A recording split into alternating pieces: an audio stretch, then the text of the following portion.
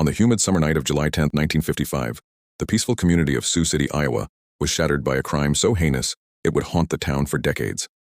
21-month-old Donna Sue Davis, affectionately known as the darling of the neighborhood, was abducted from her crib and later found brutally murdered. Despite extensive investigations, her killer was never brought to justice.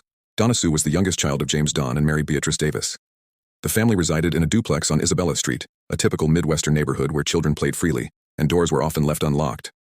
On that sweltering night, with temperatures soaring and no air conditioning in the home, the Davises left their windows open to catch a breeze. Mary bathed Donna Sue, dressed her in pink pajamas, and placed her in her crib around 9:30 p.m., ensuring her favorite items, a red purse, a rubber doll, and a teddy bear were with her. The crib was positioned near a window, with a cedar chest placed below it. Mary then joined her husband in the living room, unaware that tragedy was imminent.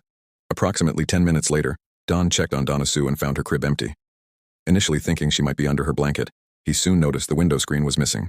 Panic set in as he realized their baby girl had been taken. The police were immediately notified and a frantic search ensued. Neighbors joined in, scouring the area for any sign of the missing child. Later that evening, a man driving through Elk Point, South Dakota, reported seeing a man in a white t-shirt and khaki trousers standing beside a black Chevrolet sedan, holding a baby.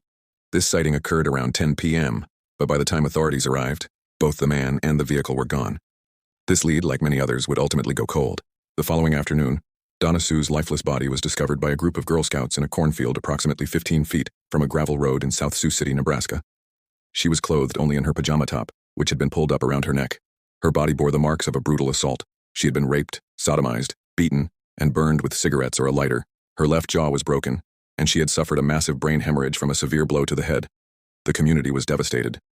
J. Edgar Hoover, then director of the FBI, took a personal interest in the case, demanding that the perpetrator be found and brought to justice.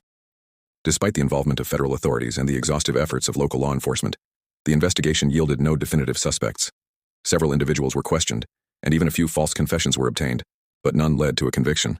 Over time, the case grew cold, and the reward fund established for information leading to the killer was eventually returned to donors. In the years that followed, the Davis family tried to rebuild their lives. They had another daughter, Dawn, in 1956, and eventually relocated to Redding, California. Dawn passed away in 1996, and Mary in 2006. The motive behind Donna Sue's abduction and murder remains unclear. Some speculate that the killer was someone familiar with the Davis family, given the precise knowledge of the home's layout and the quick execution of the crime. Others believe it was a random act of violence by a predator who happened upon an opportunity. Regardless, the case stands as a stark reminder of the vulnerabilities that can exist even in the most seemingly secure environments. Today, the murder of Donna Sue Davis remains one of Iowa's most haunting unsolved cases. Her story continues to be shared in hopes that someone, somewhere, might hold the key to unlocking the mystery and bringing her killer to justice.